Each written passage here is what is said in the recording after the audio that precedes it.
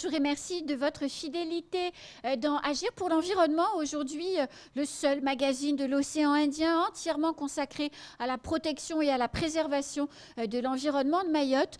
Nous allons nous interroger sur l'eau évidemment et sur les économies que l'on peut faire au quotidien. Comment optimiser nos usages pour faire des économies, d'eau. C'est une question centrale à Mayotte où rien n'est encore réglé sur la question de la ressource en eau, même si de nombreux progrès ont été faits. Agir pour l'environnement au quotidien, eh bien oui, moi j'y crois.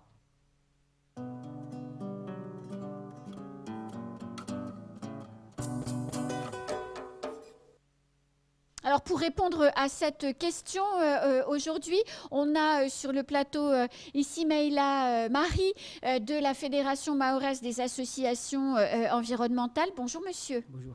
Merci d'être avec nous ce matin.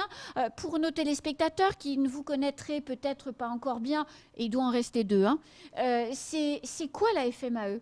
Alors la FMAE, c'est la Fédération mahoraise des associations environnementales, donc une association qui est un peu fédératrice, un peu à Mayotte pour de multiples autres associations, sachant qu'aujourd'hui on a 32 associations qui sont adhérentes chez nous, qui travaillent un peu sur tous les milieux environnementaux, que ce soit sur l'eau, sur la biodiversité, mangroves et lagons. Donc, nous, on fédère un peu tout ce beau monde. Oui. Alors, au-delà du fait de dire que vous êtes une association agréée, ayant des certificats professionnels pour exercer les missions qui sont les vôtres, à la fois de fédération d'associations, mais également les missions de sensibilisation que vous conduisez directement, vous en animez c'est des ateliers auprès du grand public pour sensibiliser les gens. Depuis 2023, donc depuis la crise dite de l'eau, est-ce que vous constatez que les gens sont plus attentifs aux ateliers, plus nombreux également à avoir envie de participer ? On est beaucoup plus sollicité, ça faut l'avouer, mais on est beaucoup sollicité par les établissements scolaires surtout. Les enseignants qui nous appellent, qui voudraient qu'on mène des actions de sensibilisation, beaucoup sur la thématique de l'eau. Plus qu'avant, parce qu'avant on avait surtout des gens qui voulaient qu'on anime des ateliers sur la mangrove et la biodiversité à Mayotte, mais aujourd'hui on a beaucoup sur l'eau, souhaitant visiter un peu des retenues collinaires ou juste faire de la sensibilisation et de la prévention sur le gaspillage d'eau. Et on a aussi des structures qui travaillent pour les jeunes, comme la SNU, il faut savoir, le Service National Universel. Et on a aussi ceux qui font de la prévention auprès des jeunes, comme les PJJ. Je ne sais pas si vous connaissez. Bien sûr. La protection de la jeunesse. La jeunesse, qui nous appelle du coup, voilà, pour voir des journées, des matinées de sensibilisation auprès des jeunes et des ados. Et quand vous, alors avant de rentrer dans le vif du sujet, c'est-à-dire qu'est-ce que vous leur dites, quelles sont les questions que posent les habitants, les jeunes, les enfants par exemple, parce que c'est vrai qu'on dit souvent que si on transforme les habitudes des enfants tout petits, ben c'est des gestes qu'ils garderont pour toute leur vie et l'environnement sera au cœur de leurs préoccupations et donc c'est très important. C'est quoi les réactions des enfants quand vous leur parlez d'économie d'eau, quand vous leur parlez de protection de la ressource en eau ? Aujourd'hui, on a beaucoup de jeunes qui font encore confondent encore FMAE et SMAE. Du coup, quand on se présente, ils disent « Ah, FMAE, c'est vous qui faisiez la distribution de l'eau. » Donc, ce qu'il faut savoir, c'est que on essaye déjà en premier lieu de faire la différence entre la SMAE et la FMAE. Et après, aujourd'hui, c'est beaucoup de questions. Vraiment, beaucoup de questions sur les jeunes parce qu'on a beaucoup de ces jeunes qu'on nous retrouve parfois eux-mêmes en train de se baigner à la retenue collinaire ou faire on va dire aujourd'hui vulgairement leurs besoins aux alentours. Du coup, ils se posent beaucoup de questions, à savoir d'où vient l'eau. Ça, c'est une question qui revient beaucoup. D'où vient l'eau qu'on a au robinet, c'est ça ? Comment on fait pour que l'eau qu'on trouve à l'extérieur ou comment on fait justement pour tout le processus de potabilisation. Du coup, on les informe du coup que l'eau qui arrive dans le robinet, c'est l'eau qu'on retrouve sur la retenue et dans les rivières. Donc l'eau qu'ils ont salée. Il y a le choc du coup qui se fait à ce moment-là, en se disant ah bon ? Je dis oui. Donc c'est pour ça que il est important aussi pour vous les jeunes de savoir que cette eau-là, dans lequel vous vous baignez et compagnie, c'est l'eau que au final vous allez boire chez vous. Et qui va Donc, servir et qui aussi va à servir. nettoyer les braides Voilà. ou le mataba et tout et Voilà. tout quand même. Donc, Il faut, voilà. faut quand même se dire les choses Voilà. telles qu'elles sont, hein, voire même l'eau qu'on boit. Oui, c'est pour ça que les premières informations que l'on donne, c'est vraiment dans ce sens-là. C'est que ne pas s'y baigner à la rivière, ne pas s'y baigner aux retenues collinaires, parce que cette eau-là, c'est l'eau qu'on retrouve au final dans nos robinets. Après, ils posent beaucoup de questions. Comme on travaille sur plusieurs thématiques, c'est quoi une mangrove et tous ces sujets-là qui reviennent. Donc, à quoi sert la retenue collinaire? Ça fait une partie des questions qu'on reçoit plus souvent. Alors, et vous leur dites quoi? Donc, vous expliquez effectivement, comme vous dites, pour qu'ils aient un petit choc. Et est-ce que vous pensez que ce choc peut être suffisant pour faire changer certains comportements qui sont pas terribles? La douche dans la rivière, le jeu dans la rivière, faire ses besoins dans la rivière, tout ça, c'est quand même faire la vaisselle dans la rivière. C'est pas cool quand même hein, pour les captages qui se font après. Est-ce que vous pensez que le choc fonctionne? C'est-à-dire, est-ce que c'est de nature à faire sortir des gens de la rivière? Sur une partie, je pense que ça marche parce qu'on a eu beaucoup de retours des enseignants, par exemple, qui nous disaient que maintenant les jeunes, il y a une partie des jeunes qui sont conscients et qu'eux-mêmes ont tendance à répéter ces informations auprès de leurs collègues.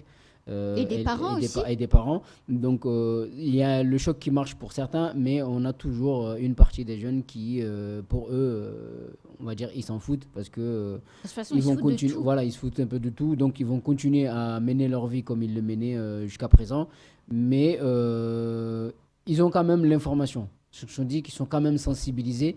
Et on continuera à essayer de les sensibiliser sur ça, essayer de renouveler un peu le choc en se disant qu'à un moment ou un autre, ça prendra et que le fait qu'eux, ils aient cette information et qu'ils vont répondre auprès de leurs parents et compagnie, peut-être que leurs parents, eux, vont réaliser justement cette problématique-là et vont et réussir à le transmettre à leurs enfants.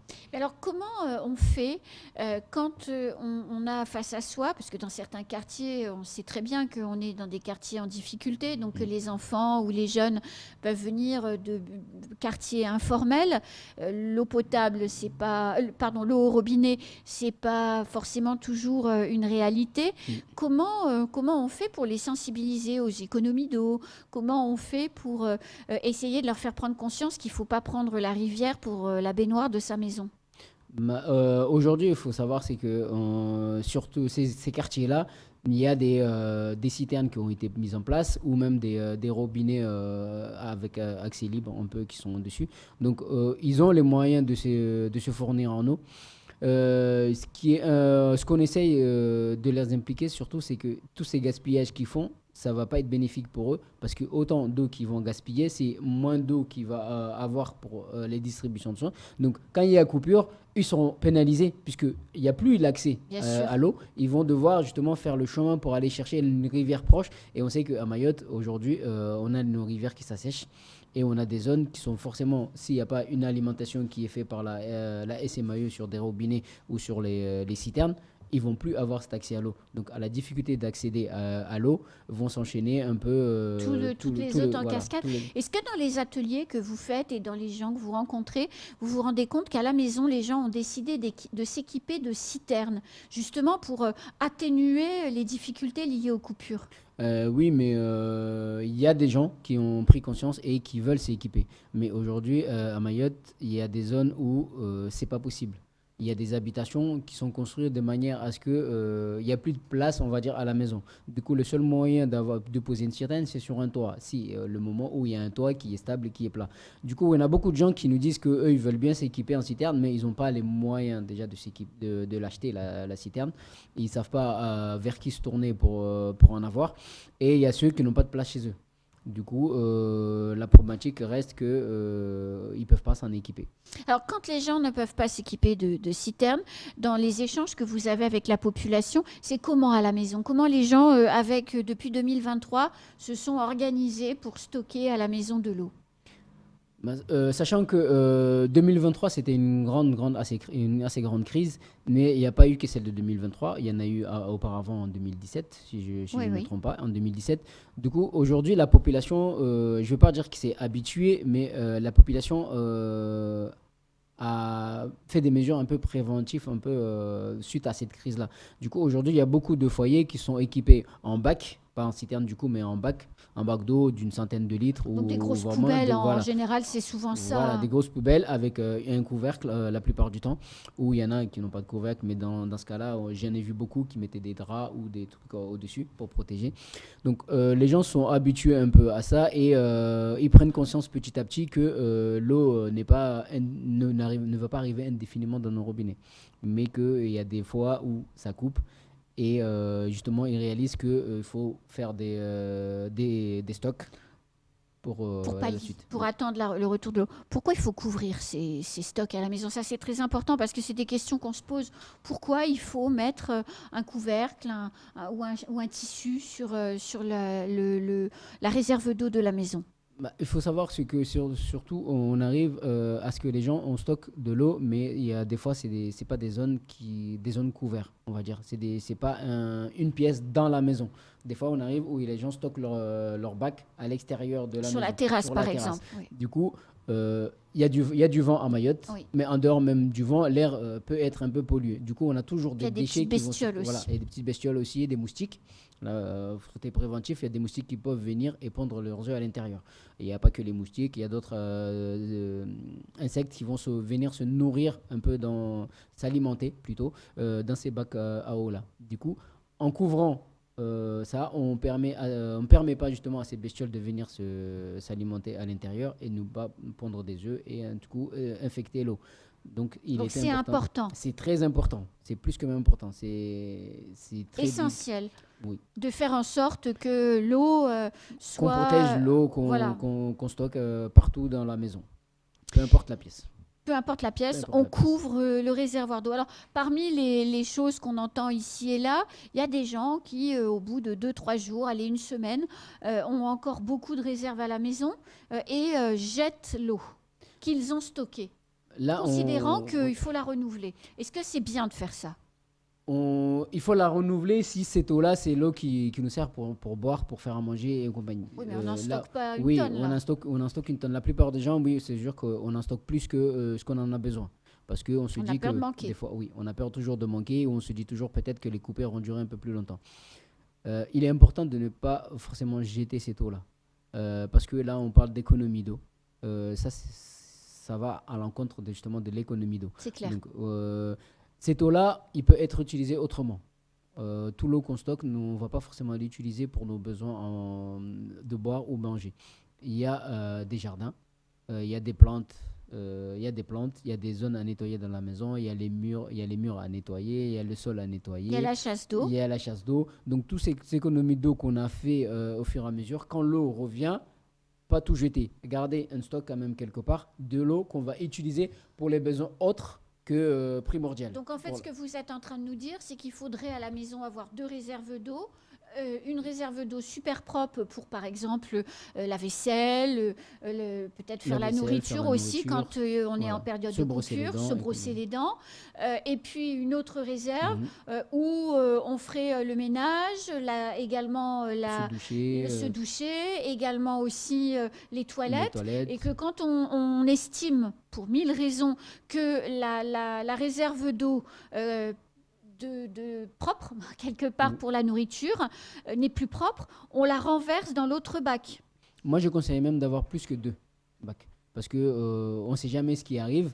Et il peut y avoir que les 2 réserves sont épuisées et qu'on aurait besoin de notre. Du coup, en fait, utiliser la réserve. Mais oui, effectivement, toute la réserve qui va servir pour la nourriture, pour se baigner, pas pour se baigner du coup, mais pour se laver les dents, pour me faire à manger et autres, la garder et celle-là, la renouveler à chaque fois que l'eau revient. Après, tout. Mais on la renouvelle pas en la jetant. On la jette pas. Du coup, on l'utilise, on la verse dans un autre bac qu'on va utiliser pour les autres usages à domicile. Où on a besoin d'une eau peut-être non potable quelque part. En quelque sorte. Où on peut, pardon, mais pour laver par terre, il n'y a pas besoin de l'eau potable pour tirer la chasse d'eau. Il n'y a pas besoin d'eau potable. L'eau qui tombe des pluies peut servir pour nettoyer le sol. Donc, à la limite, on récupérait cette eau-là pour ça. Et c'est pareil, quand on a fini, par exemple, quand on estime que la réserve d'eau potable est plus potable, on peut aussi remplir le fer à repasser.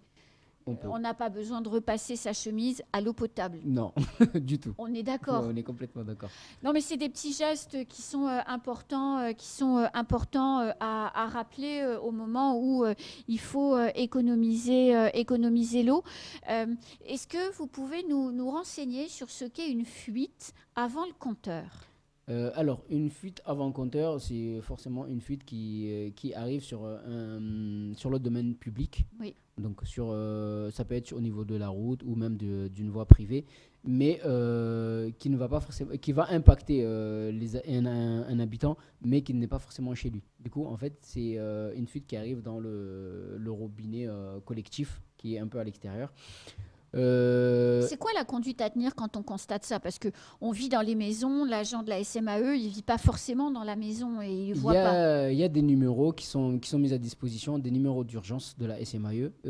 Pour signaler. Là, en premier lieu, il faut déjà signaler.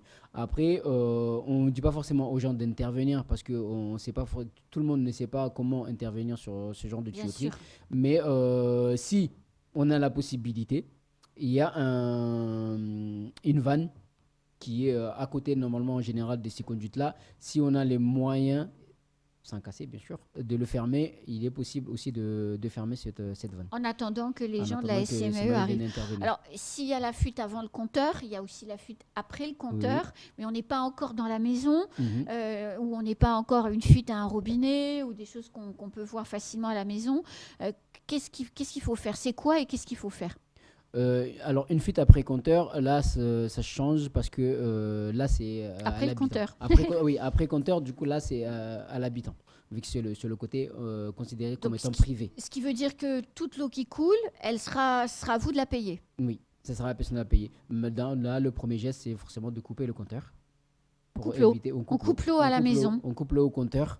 On coupe l'eau au compteur pour éviter justement que l'eau continue de s'écouler. Et qui on appelle? On appelle la SMAE ou on appelle un plombier?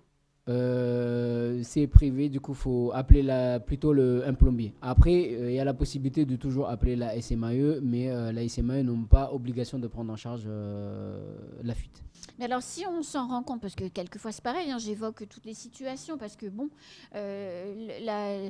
après le compteur, ça peut être dans la terre, ça peut être aussi sous la maison, et on ne s'en rend pas compte tout de suite. Est-ce que la SMAE prend en charge, quelquefois, peut être gentille et nous... Bah non, mais ça coûte cher. Oui, je suis complètement d'accord. Est-ce qu'ils peuvent nous aider? Ils peuvent. Voilà. Mais ça ne dépendra pas forcément de nous, mais c'est comment, on va dire, eux, ils considèrent la chose. Donc, fuite après compteur, tout dépend après combien de temps la fuite a eu lieu et combien de mètres cubes d'eau ont été gâchés. Ont été dégagés. Il faut faire réparer et puis ensuite, on retrouve un usage, un usage normal. Je reviens dans la maison. On a un peu parlé de l'organisation du stockage de l'eau et depuis le temps, on s'est tous habitués à organiser à la maison comme on voulait. Mais on retient, parce que maintenant il y a le chikungunya en plus, donc on retient qu'il faut vraiment couvrir les réserves d'eau pour éviter de constituer des gîtes larvaires. J'ai une autre question à vous poser.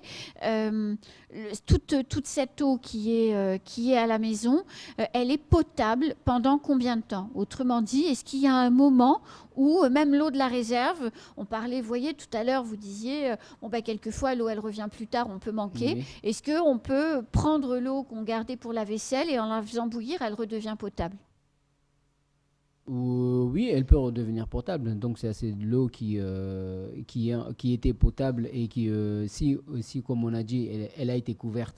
Voilà, c'est important de préciser ça. Et qu'elle est restée saine, il n'y a pas de, comme vous avez dit, gîte larvaire dessus. En la faisant bouillir, elle reviendra complètement potable. Après, en termes de durée, je ne sais pas, je ne saurais pas vous dire. Il faut la faire bouillir pendant 3 minutes. Ça, c'est pour que effectivement, elle est bouillie, suffise. c'est le café.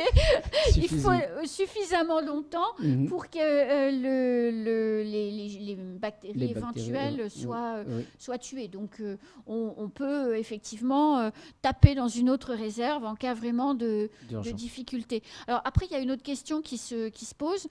Quand l'eau revient après la coupure, est-ce qu'elle est potable ? Est-ce qu'elle est potable ? Elle est potable, mais les mesures qui ont été prises et les recommandations qui ont été données par la SMAE et l'ARS restent toujours en vigueur. C'est que à l'ouverture de l'eau, donc après la coupure, du temps à 16 heures, à l'ouverture de l'eau. Ouais.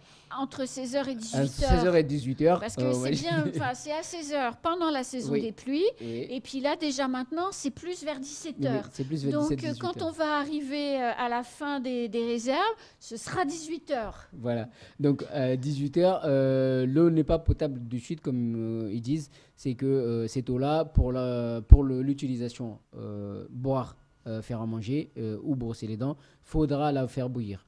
Mais si on n'attend pas 12 heures. Si on n'attend pas 12 heures. Voilà, si on n'attend pas 12 heures, parce que 18 heures, on va dormir. Le lendemain matin, vers 7-8 heures, voilà, on est sûr qu'elle est à nouveau potable. Et là, on peut l'utiliser sans faire bouillir.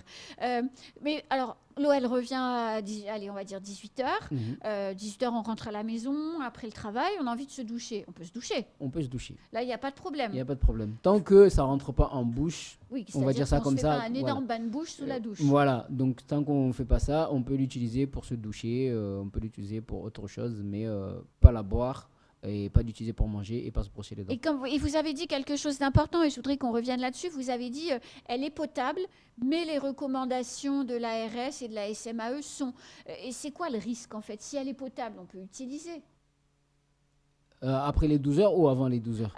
Avant les 12 heures, après le retour en eau. Pourquoi ils recommandent la bouillir ? D'attendre 12 heures avant de pouvoir consommer l'eau d'un point de vue alimentation. Parce qu'ils ont toujours dit qu'à l'ouverture de l'eau, vu qu'il y a eu la fermeture, il peut y avoir des bactéries qui sont stagnées dans les tuyaux, il peut y avoir de la saleté qui a stagné dans les tuyaux.